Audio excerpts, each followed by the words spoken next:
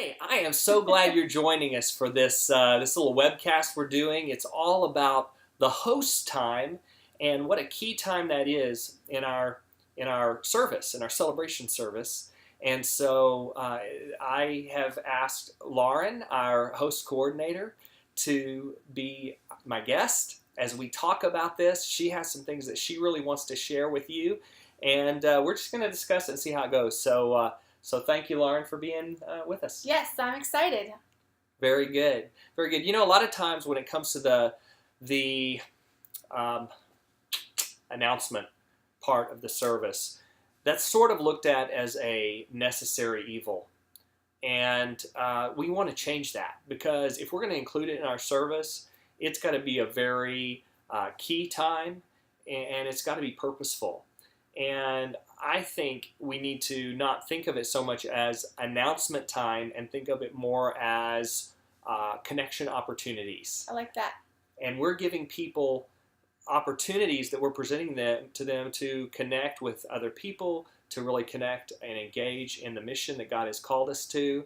And, it can either be a great addition to our service, or it can be the draggy part where people start checking their social media, right, and they're getting disengaged.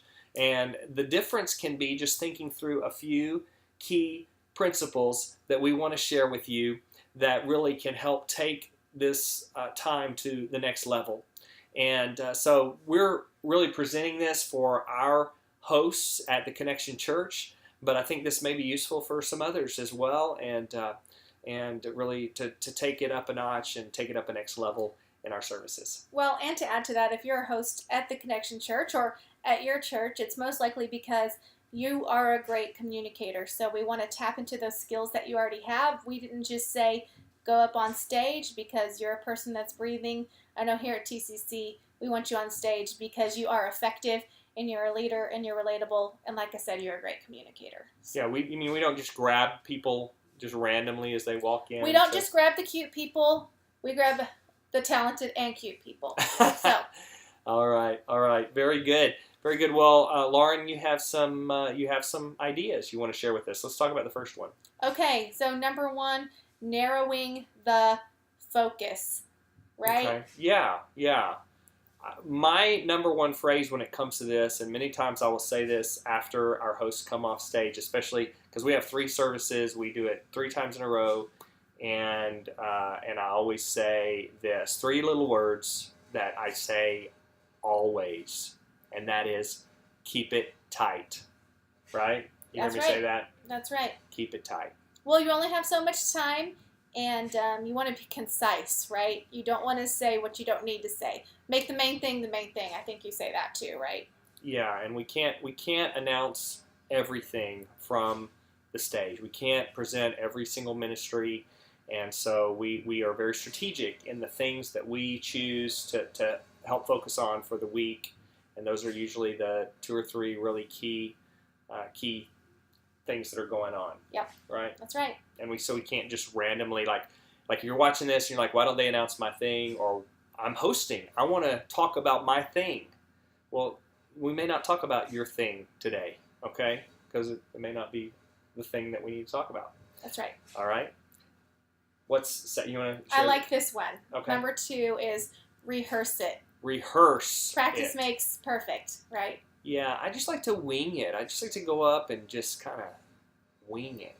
Well, I think to go back to number 1, if you're not prepared and you're winging it and you're relying on personality and charisma rather than content, you're not keeping it tight, right? So I think it's important to practice. What I like to do is I even practice recording myself with my phone, because then I can keep track of how fast or how slow I'm talking or how long it's taking me. Maybe I'm practicing doing the announcements and I realize, that was 3 or 4 minutes. That's too long. So.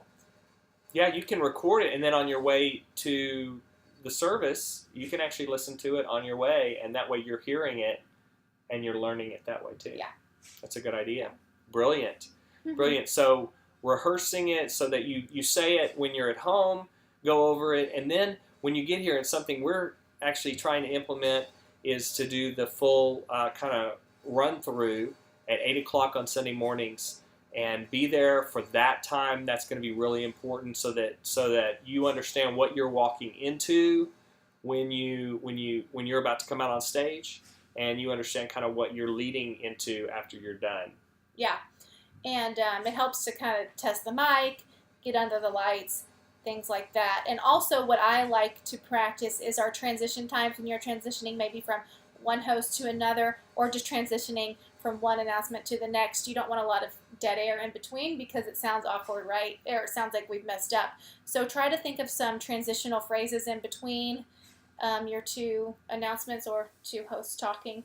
That's something important to rehearse as well. And if you're able to say it in front of someone, maybe your spouse or somebody else who can give you a little feedback and be open to that. You got to be open to feedback and critique, and it'll just help make you better. If they don't understand something you're saying, you can clear it up a little bit, right? And also, I did want to say this about transitions. If there is a moment of awkward silence, kind of dead air time, I always say it's better to just address it like, oh, I forgot what time that is. Hey, what time was that? Okay, yes, I don't want you to miss river baptism, and it's at 2 o'clock. It's important to be there instead of, having the blank stare of death or having that awkward time. Go ahead and kind of address, oh, I forgot the time.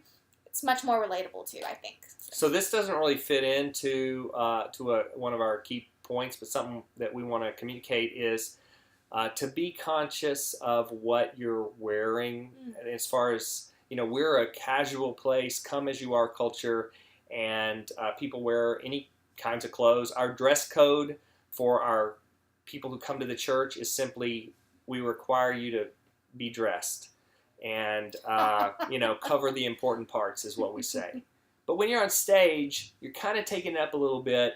And one of the things that I've found that can be really distracting is if you're wearing a t-shirt that has some kind of message on it, and it may not be a bad message, but it just may distract from the message we're trying to verbally present. So you're wearing a shirt that has some writing on it and stuff, and it's like it's saying something. So now I'm thinking about that instead of thinking about what you're saying. So you got to be really aware. That's a good point.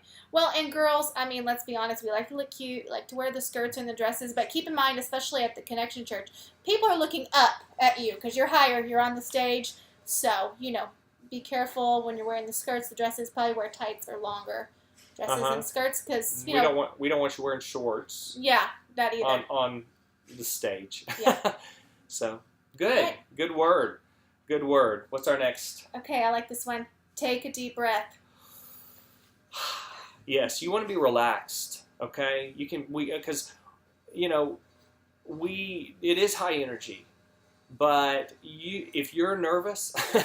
And that nervous energy can kind of help you, but you've got to relax and you've got to kind of get in that zone, and just if you're stressed, that translates to the people in the congregation being stressed a little bit. Yeah, I sometimes shake when I'm holding the mic if I'm a little bit nervous. So, and you got to remember the people in the crowd, they're rooting for you. They want you to succeed. Okay, so don't feel like they're against you. They're for you. Yes. Right. So just remember that. All right. The next one is all about connecting, and I think the first way you can do that, which we've talked about, is actually introducing yourself on stage. I know for me, sometimes I either forget to do it because I think everybody knows me. I work at the church. I'm around all the time. They see me all the time. But really, if you're focused on those people who may be new to your congregation or first-time guests, they don't know who you are. And it helps them take that next step of getting connected with you if you introduce yourself. So each and every week at the Connection Church, we receive around 20 to 25 connection cards, which sometimes represent whole families. Right. And so we know every week there are people there. They don't know who I am. They don't know who the people on stage are. And just introducing yourself, even though you're thinking, hey, everybody knows me, that can really help connect you with the people that you're talking with, and they feel like they know you. They feel like they know something about you. And then so often we think, okay, I've got these things, these opportunities that I'm trying to get across all the information. And the fact is, they can find that information if they hear about say Men of Steel or the One for the Love of It or whatever, if they go to the website or they go on the app, they can find the specifics. But if they can connect with you, then they're listening to you, they're tuned into you, and they're more likely to care about what you're talking about. Yep, right? That's good. All right, this one, don't scold the crowd. Give us an example of scolding the crowd. Oh man, you put me on the spot. Well, hey, you guys aren't really very lively today. What's wrong with you? Yeah, did you not get enough coffee this morning? Yeah, don't you know we have free donuts out there? Right? Yeah. So basically, your goal is to win over the people that you're communicating with, and if they're not doing it right, then you've got to take responsibility for that. To say, what can I do, rather than putting it back on them and saying there's something wrong with them. And many times we make those judgment calls very quickly. Right. That might be the first thing we say. Right. And that maybe helps us feel better in the moment, but you're making everybody else feel worse in the process. Yeah, let's not make the crowd feel awkward, right away. And I think as hosts of people who are on stage and talking, it's easier to get in the zone if you have the crowd support and you have the claps and cheers and amens. But if you don't get those right away, it's just kind of a challenge to maybe even phrase different announcements or different greetings where it will elicit a response. But don't scold them if you don't get the response that you're hoping for. Yeah, maybe cheer them on, encourage them on to get excited, but not scold them when they don't. So what's the next one? Okay, be the most charismatic version of yourself. This is such a great phrase. Yeah. Be the most charismatic version of yourself, because how do we phrase that? You've got to ramp up the energy probably beyond where your natural conversation is. Right. Like if you're just talking one-on-one with someone, and that doesn't translate on stage that way. You've got to be more energetic in order to connect with the crowd. And so you get excited and get pumped up. And also, I think, be authentically you, right? Right, of yourself. I know if you've been to our church before, you'll see Frankie on stage, and man, that guy, his natural personality is just to be pumped, and he gets the crowd really pumped. But if I try to maybe just mimic what Frankie's doing, it's not authentic because that's not my personality. So be you, just be bigger. Yeah. Be bigger and be you. Yeah, that's so good. Now, the next one. Let's move on. All right, the next one. It's not about you. Or your stuff. Or your stuff. Yeah, it's not about you. And this is hard because we just said be the most engaging, version of yourself. We're saying you've got to connect. But at the end of the day, people did not come to the service today because of you or to see you, unless you happen to be the one to invite them, or it's your family or your mother, maybe. They didn't come to see you. And so part of the art is to get out of the way a little bit and just understand that you have a role to play and you have a message to present.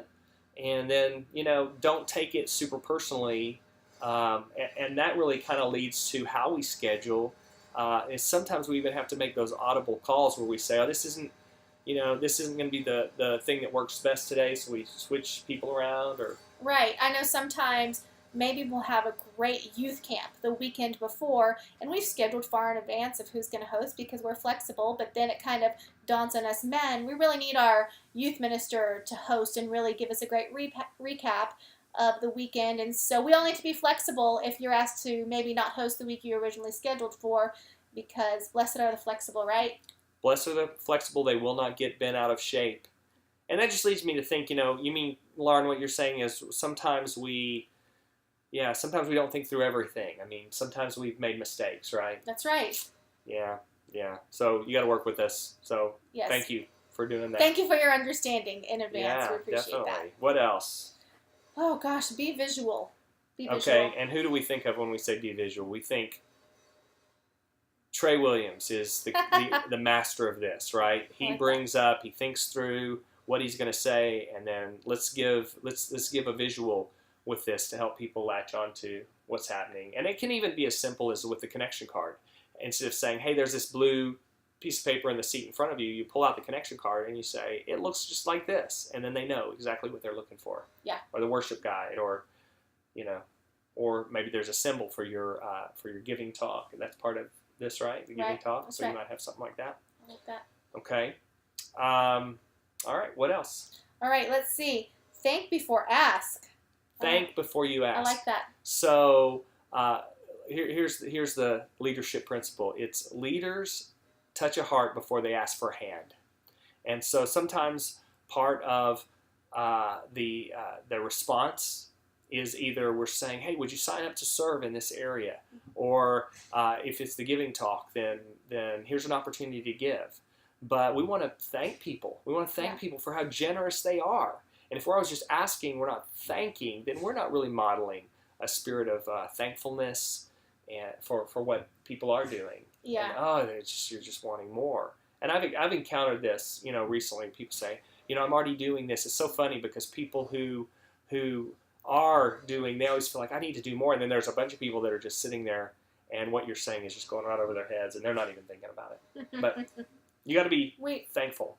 We do our best. And I think part of that, I don't know if we've already talked about that, we're going to talk about that, is bringing people back to the vision, which is important when we talk about anything. When we talk to first-time guests, we think maybe they know the vision, that our vision is to reach those far from God and to connect with God and to connect with others and connect others with God. But we need to be saying that. We can't just assume people know our vision. And when we're saying that, we would rather them hear that than hear what time the men's breakfast is, because they can look that up. Yeah, but for them to hear the vision, huge. That's important. Well, that's how we wanted to land this whole thing, really, is it all comes back to why do we do what we do.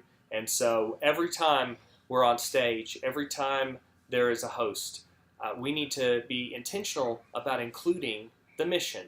Don't omit the mission. Yes. That's what it's all about, right?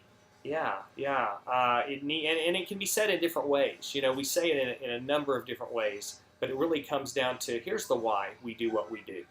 And it's not just because, we want to have a great kids camp, or we want to have a great Run for the Love of It or women's conference or any of that. It's really because we want to help people connect with God through Jesus Christ, and we want their life to be changed. Well, hopefully these have been some good tips for you, maybe some good reminders, and maybe some good challenges for you. But like I said before, if you're on our hosting team, it's because we think you're valuable, and we are ready to take it to the next level. I know I am. I hope you guys are too, and hopefully this is helpful to you. Definitely. Thank you so much for serving. Thank you for listening, and we're looking forward to what's going to come next. So thank you, Lauren, for being with me, and we'll see you really soon. Right.